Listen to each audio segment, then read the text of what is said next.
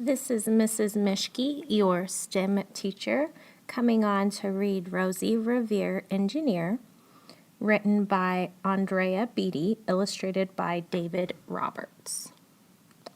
This is the story of Rosie Revere, who dreamed of becoming a great engineer. In Leela Greer's classroom at Blue River Creek, young Rosie sat shyly, not daring to speak.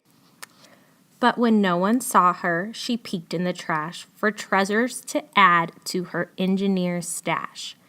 And late at night, Rosie rolled up her sleeves and built in her hideaway under the eaves. Alone in her attic, the moon high above, dear Rosie made gadgets and gizmos she loved.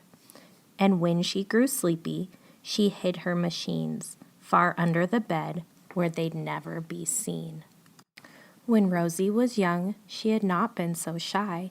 She worked with her hair sweeping over one eye and made fine inventions for uncles and aunts, a hot dog dispenser and helium pants. The uncle she loved most was zookeeper Fred. She made him a hat to keep snakes off his head. The hat was made from parts of a fan and some cheddar cheesy spray, which everyone knows keeps pythons away. And when it was finished, young Rosie was proud, but Fred slapped his knee and chuckled out loud. He laughed till he wheezed and his eyes filled with tears, all to the horror of Rosie Revere, who stood there embarrassed, perplexed, and dismayed. She looked at the cheese hat and then looked away. "I love it," Fred hooted. "Oh, I truly do." But Rosie Revere knew that could not be true. She stuck the cheese hat on the back of her shelf, and after that day, kept her dreams to herself. And that's how it went until one autumn day, her oldest relation showed up for a stay. Her great-great-aunt Rose was a true dynamo who worked building airplanes a long time ago. She told Rosie tales of the things she had done and the goals she had checked off her list, one by one. She gave a sad smile as she looked into the sky. "The only thrill left on my list is to fly. But time never lingers as long as it seems. I'll chalk that up to an old lady's dreams." That night, as Rosie laid wide-eyed in bed, a daring idea crept into her head. Could she build a gizmo to help her aunt fly?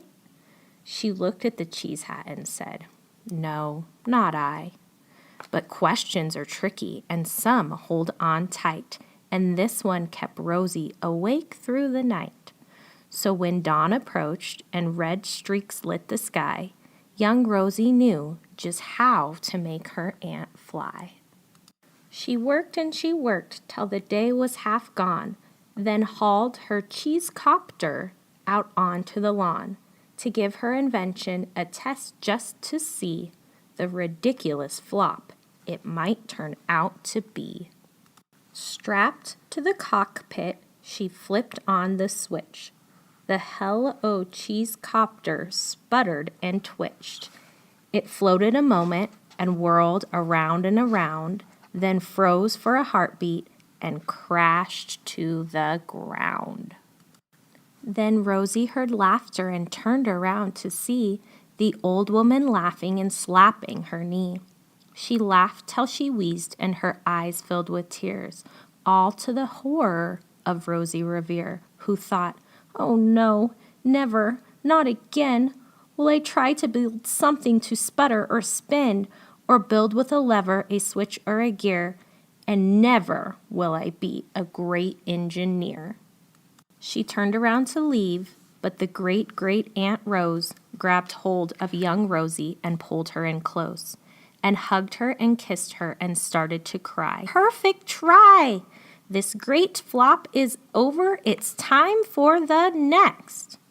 Young Rosie was baffled, embarrassed, perplexed. "I failed," said dear Rosie. It's just made of trash. Don't you see it? The cheese copter crashed. Yes, said her great aunt. It crashed. This is true. But first it did just, Rosie. Before that, it flew. Your brilliant first flop was a raging success. Come on, let's get busy and on to the next. She handed a notebook to Rosie Revere, who smiled at her aunt as it all became clear. Life might have its failures, but this is not it. The only true failure can come if you quit. They worked till the sun sneaked away to its bed. Aunt Rose tied her handkerchief around Rosie's head and sent her to sleep with a smile, ear to ear, to dream the bold dreams of a great engineer. At Blue River Creek, all the kids in grade 2 build gizmos and gadgets and doohickeys too. With each perfect failure, they all stand and cheer, but none quite as proudly as Rosie Revere.